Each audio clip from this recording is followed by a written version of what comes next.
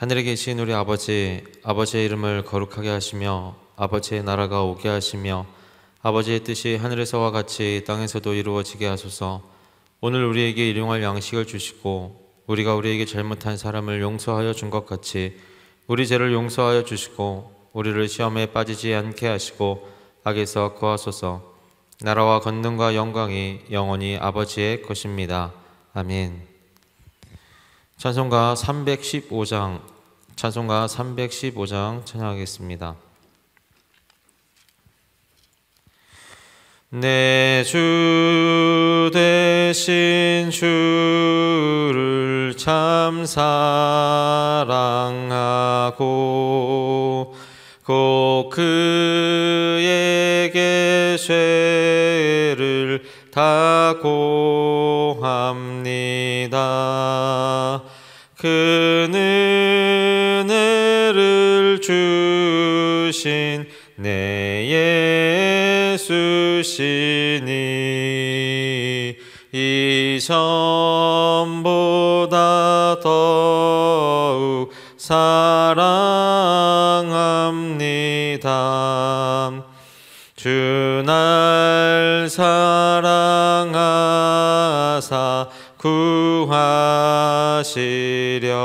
구하시려고 저 십자가 고난 당하셨도다. 그 가시관 쓰신 내 주 배우니 이전보다 더욱 사랑합니다. 내 평생에 힘쓸 그 큰 의무는 주 예수의 덕을 늘 기림이라. 숨질 때에까지 내 할 말씀은 이전보다 더욱 사랑합니다.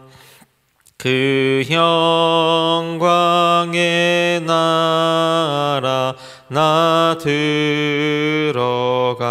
들어가서 그 풍성한 은혜 늘 감사하리. 금면류관 쓰고 나 찬송할 말 이전보다 더욱 사랑합니다. 아멘. 오늘 하나님께서 우리에게 주시는 말씀은 신약성경 디모데전서 1장 12절부터 17절 말씀입니다. 신약성경 337페이지에 있습니다. 디모데전서 1장 12절부터 17절 말씀입니다. 봉독하겠습니다. 나를 능하게 하신 그리스도 예수 우리 주께 내가 감사함은 나를 충성되이 여겨 내게 직분을 맡기심이니 내가 전에는 비방자요 박해자요 폭행자였으나 도리어 긍휼을 입은 것은 내가 믿지 아니할 때에 알지 못하고 행하였음이라. 우리 주의 은혜가 그리스도 예수 안에 있는 믿음과 사랑과 함께 넘치도록 풍성하였도다. 믿보다 모든 사람이 받을 만한 이 말이여 그리스도 예수께서 죄인을 구원하시려고 세상에 임하셨다 하였도다. 죄인 중에 내가 괴순이라. 그러나 내가 긍휼을 입은 까닭은 예수 그리스도께서 내게 먼저 일체 오래 참으심을 보이사 후에 주를 믿어 영생 얻는 자들에게 본이 되게 하려 하심이라. 영원하신 왕 곧 썩지 아니하고 보이지 아니하고 홀로 하나이신 하나님께 존귀와 영광이 영원 무궁하도록 있을지어다. 아멘. 기도하겠습니다. 하나님 감사합니다. 오늘도 이 아침 저희들을 깨워주시고 하나님 말씀으로 시작하게 하시니 참으로 감사합니다. 하나님 오늘 하루도 우리의 계획대로 살아갈 터인데 그 가운데 늘 우리와 함께하여 주셔서 하나님의 귀한 말씀을 가지고 살아갈 수 있도록 도와주시고 이 말씀을 힘입어 하루를 살아내는 그런 주님의 귀한 자녀들로 우리를 인도하시고 함께하여 주시옵소서. 감사를 드려오며 예수님의 이름으로 간절히 기도드립니다.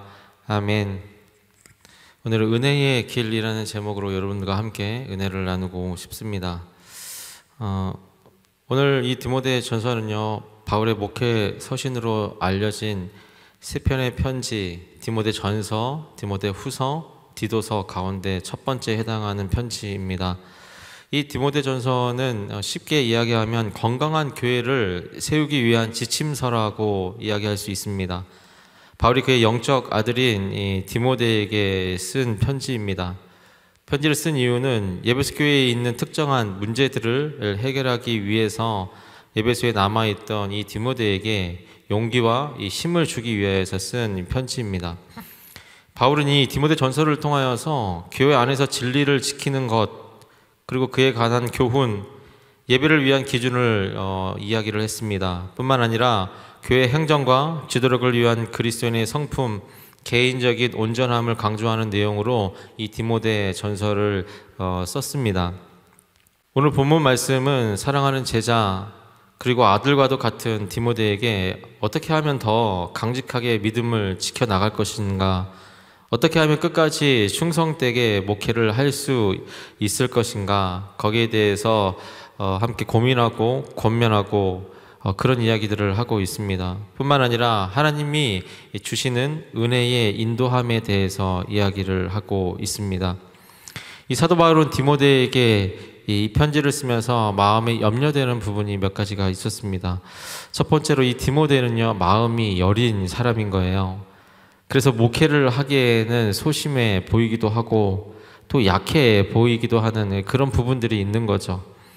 그래서 어떻게 하면 이 디모데를 든든하게 강하게 세울 수 있을까? 그래서 하나님이 주시는 귀한 사역을 잘 감당할 수 있게 할까? 이런 고민이 바울에게는 있는 겁니다. 그래서 이 디모데 전서는요, 이 바울의 사랑의 배려가 있는 편지인 것이죠. 이 디모데에게 이 사도 바울은 자신의 목회했던 사역했던 경험들을 이야기하면서 하나님이 어떻게 인도하셨고 그 가운데 나타난 하나님은 어떠한 분이시라는 것을 우리 말씀에 담아내고 있습니다. 먼저 살펴볼 것은 12절 말씀을 살펴보겠습니다. 이 하나님은 이 사도 바울에게 어떠한 은혜의 길, 사역의 방향들을 가르쳐 주셨는지 이야기를 하고 있는 거예요. 12절을 먼저 보게 되면요, 사도 바울은 나를 능하게 하신 그리스도 예수 우리 주께 내가 감사합니다 라고 이야기를 합니다. 여기서 나를 능하게 한다라는 것은 굉장히 중요한 이야기죠. 사실 사도 바울은요, 능력이 있는 사람입니다.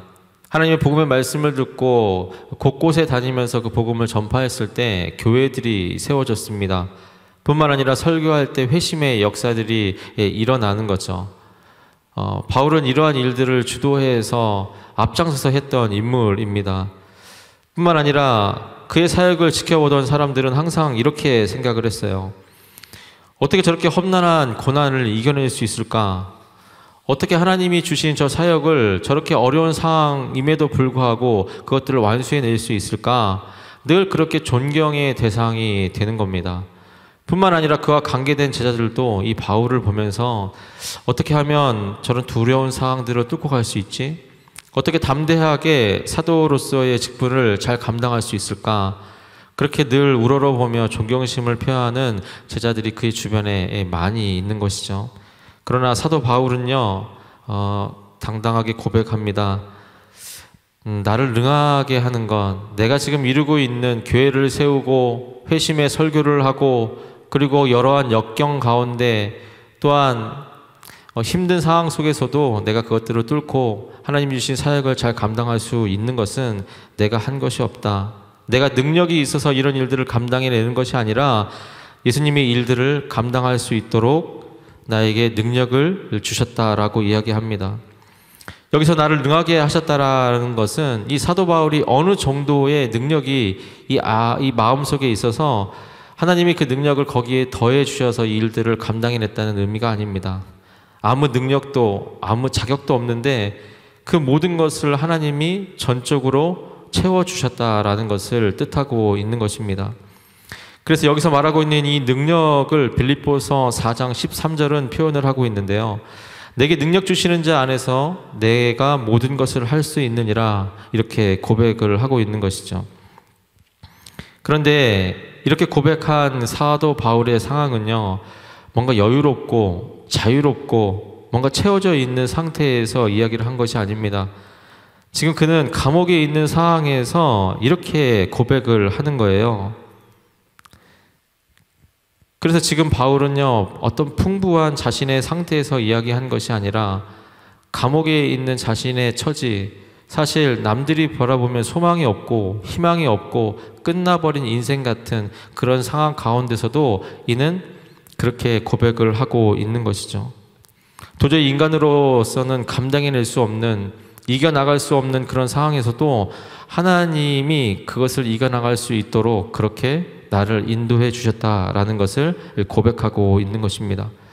하나님이 주시는 능력이 있다면 모든 것이 가능하다고 말하고 있는 거예요. 사실 이 능력은요, 이 하나님이 주시는 이 능력은 예수님에게서도 잘 나타나고 있습니다. 우리가 잘 알고 있듯이 마태복음 26장을 보면 마지막 겟세마네 동산에서 예수님이 하나님께 기도를 드립니다. 그 내용을 좀 보면요, 그때 예수님의 마음이 어땠냐면 내가 매우 고민되어서 죽게 되었다, 이렇게 고백을 하고 있어요. 그런 심정을 가지고 하나님 앞에 선 것이죠. 그래서 자신이 자신의 뜻을 먼저 이야기를 합니다. 아버지, 가능하시면 이 잔을 좀 지나가게 해주십시오. 내가 이 잔을 들지 않도록, 마시지 않도록 그렇게 좀 해주십시오. 그러나 내 뜻대로 하지 마시고 아버지의 원대로 되기를 원합니다 라고 고백하는 것이죠. 도저히 가능하지 않는 이 죽음의 잔을 마시는 것, 그것은 하나님이 주시는 능력으로만 가능한 것입니다.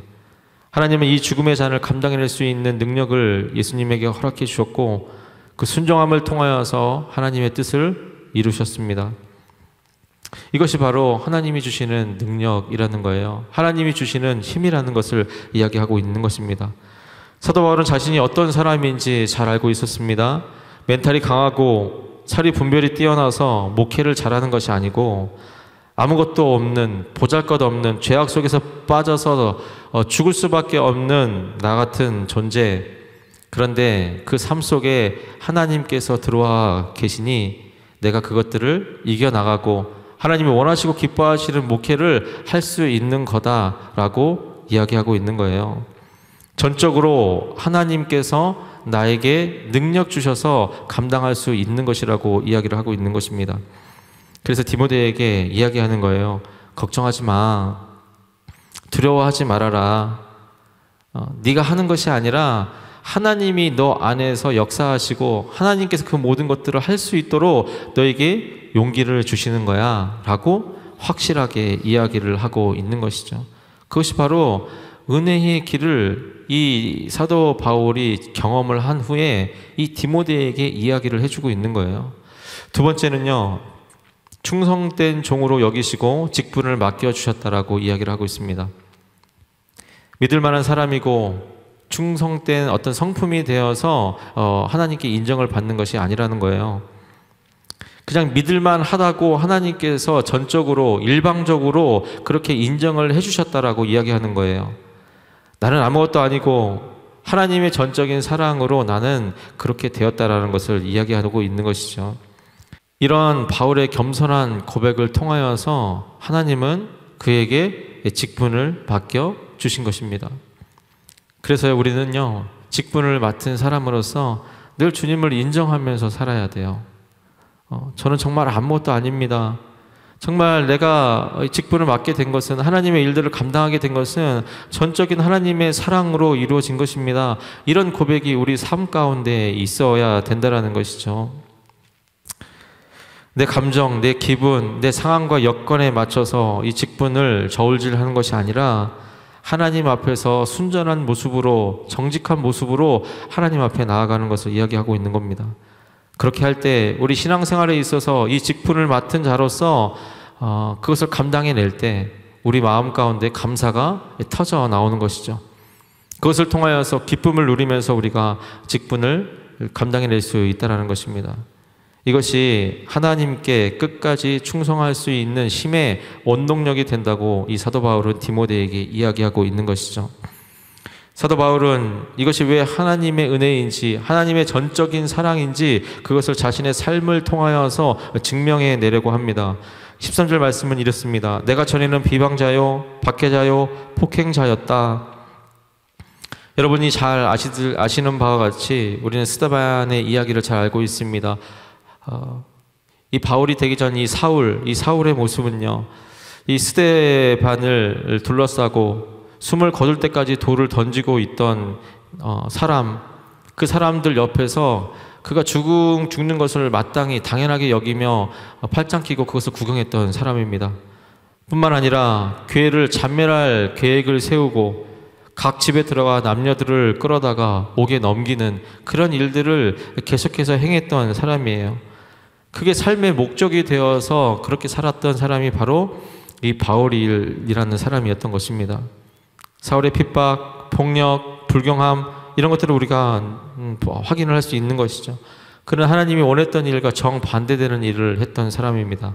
그리스도를 경멸하고 그리고 하나님을 믿는 백성들을 괴롭히고 사람들을 감옥에 잡아넣고 예수님을 믿는 그들의 믿음 때문에 그들을 살해할 정도로 그런 잔인한 마음을 가지고 살았던 그 사울, 이것이 바로 이 바울의 모습이었다라는 거예요.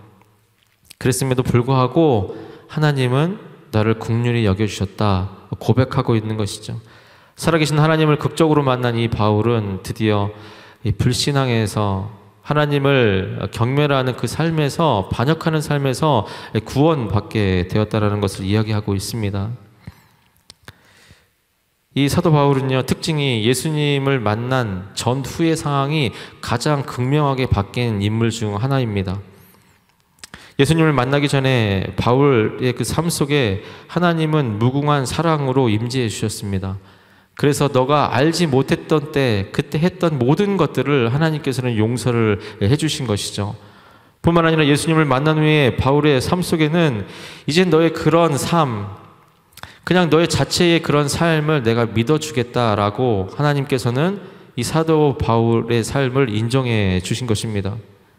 그래서 이 사도 바울은요, 하나님의 은혜에 감격하여서 살아갈 수밖에 없는 거예요. 그래서 믿을 만한 존재가 되어서 하나님이 자신을 믿어준 것이 아니라 그냥 하나님의 전적인 사랑으로 믿어줬다라고 이야기를 하고 있는 것입니다. 그래서 하나님은 이 사도 바울에게 이야기를 해주는 거예요. 그래서 너는 믿음의 길을 가야 된다. 두려워하지 말고 무서워하지 말고 내가 옆에서 늘 너와 함께 할 테니까 내가 원하는, 그리고 내가 너를 통하여서 이룰 수 있는 그런 계획들을 하기만 하면 된다라고 이야기 주고 계시는 거죠. 늘 응원해 주고 계시는 거예요. 이런 삶을 통하여서 디모데에게 명확하게 이야기를 하고 있는 것이죠. 여러분, 여러분의 자녀들을 한번 생각을 해보십시오. 그 자녀들을 믿어줄 때요, 사실 믿을 만한 자격이 있어서 그 자녀들을 믿어주나요? 어떤 믿을 만한 행위가 반복되어서 그것이 증명이 되어서 아, 이제 내가 너를 믿을 수 있겠구나 라는 생각이 들어서 자녀들을 믿어주시나요? 그렇지 않은 거죠. 거짓말하고 또 거짓말하고 아빠 엄마를 속여도 미심쩍어도 그냥 믿어주는 거예요. 왜요? 계속해서 그렇게 자녀에게 믿음을 주고 신뢰를 주면 어느 순간에는 이 아버지의, 어머니의 마음을 이 아이들이 알 수 있겠구나, 그것을 느낄 때가 있겠구나, 그런 기대를 하면서 아이들을 믿어주는 거죠. 믿어줄 때요, 그 마음속에는 늘 이런 마음이 있을 거예요. 믿고 있지만 그 아이에게 배신당할 때에, 거짓말을 하고 있는 것을 알았을 때에도 마음속에는 그를 질타하거나 너 같은 놈이, 그래 역시 너는 그런 놈이다, 그런 생각하지 않고 사실은 너는 그럴 사람이 아니야, 너는 그럴 존재가 아니야, 너는 정직한 사람이야, 정직할 수 있어. 늘 이렇게 마음속으로 응원하면서 그 자녀들을 믿어주지 않습니까? 하나님도 그런 마음일 거예요. 며칠 전에요, 저희 첫째 딸이요, 이 동생과 뭔가 이게 재밌는 어떤 놀이기구를 장난감을 이제 가지고 놀다가 한 가지 일이 발생이 됐습니다. 거짓말에 대한 그런 일이 하나 벌어진 거예요. 그래서 첫째 아이를 불렀습니다.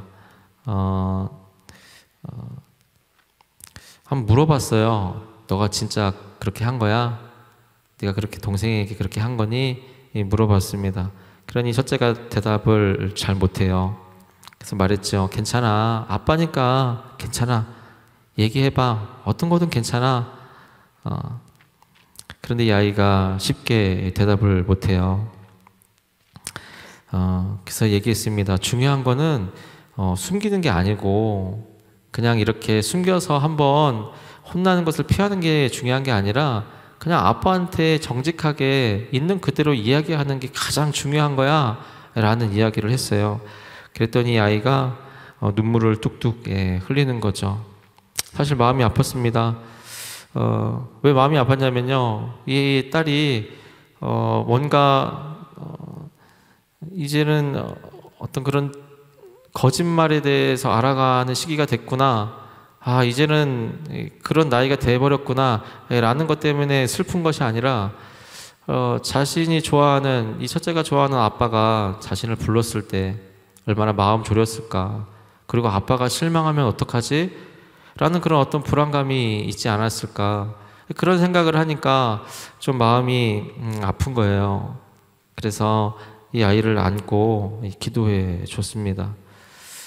그리고 괜찮다, 괜찮다, 등어리를 토닥토닥 해주면서 그렇게 한마디를 하는데, 순간 예수님이 나를 그렇게 안아주셨던, 수없이 나를 달래시고 격려하시고 괜찮다라고 나를 토닥토닥 해주셨던 그 예수님이 순간 내 마음속에 느껴졌습니다.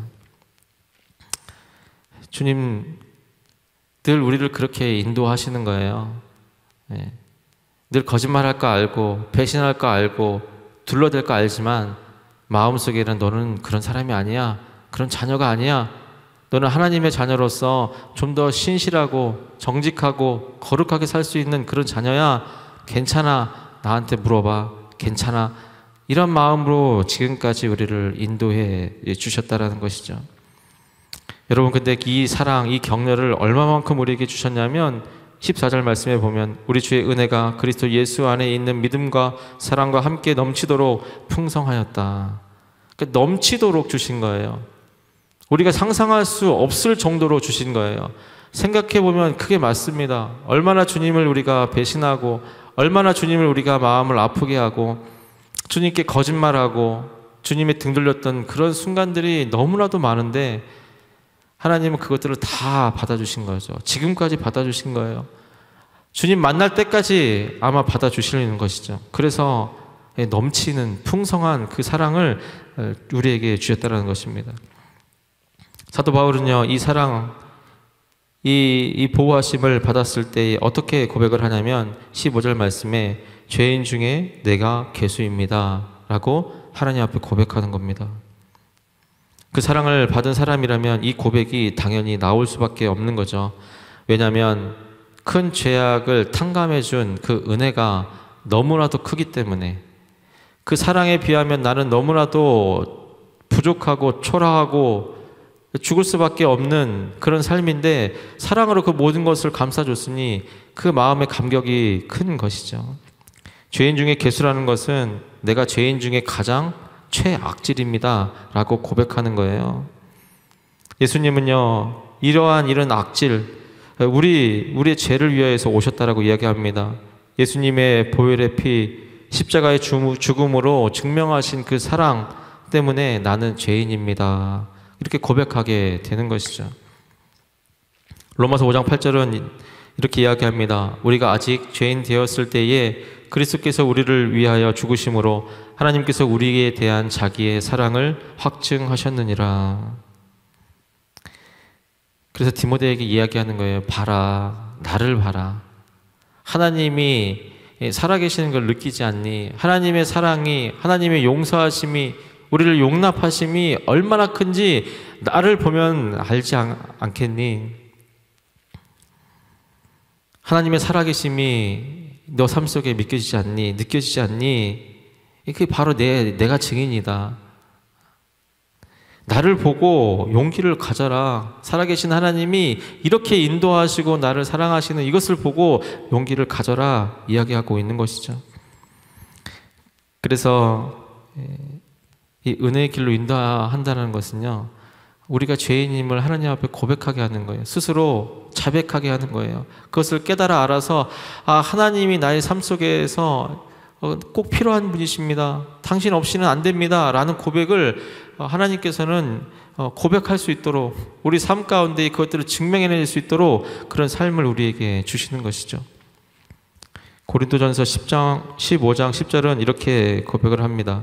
내가 나된 것은 하나님의 은혜로 된 것이니 내게 주신 그의 은혜가 헛되지 아니하여 내가 모든 사도보다 더 많이 수고하였으나 내가 한 것이 아니요 오직 나와 함께 하신 하나님의 은혜로라 고백하고 있습니다.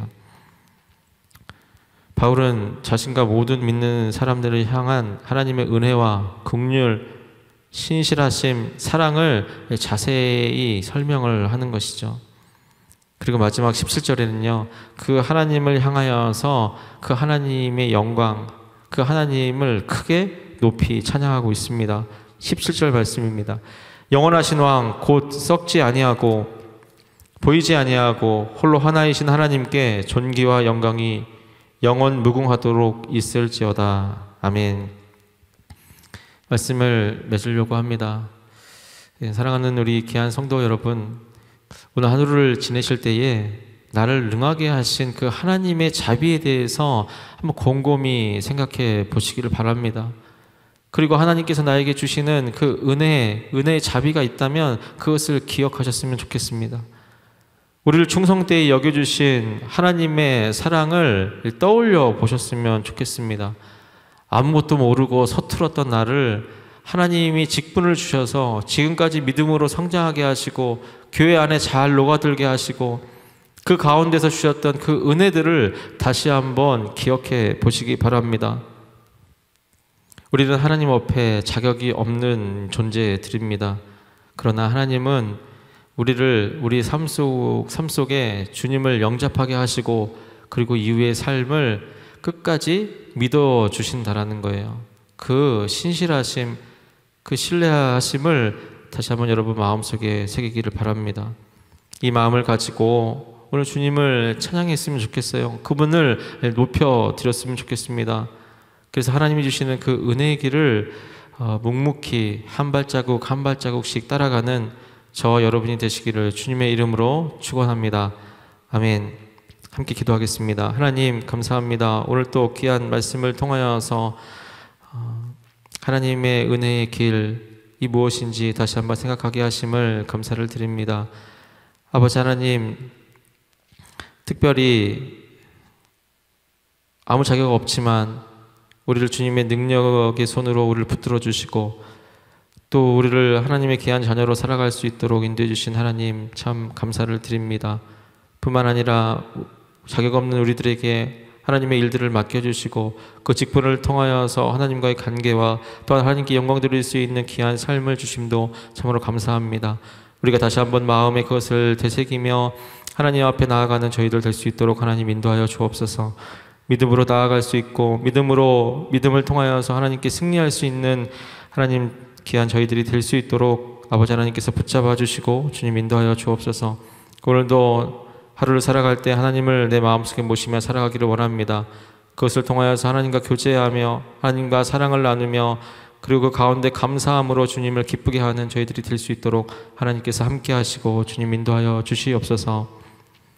지금은 예수 그리스도의 은혜와 하나님의 지극하신 사랑과 성령님의 감화 감동 교통하심이 오늘 하나님의 말씀에 머리 숙여 순종하기를 결단하는 주님의 자녀들 머리 위에 이제로부터 영원히 함께 하시기를 간절히 축원하옵나이다. 아멘.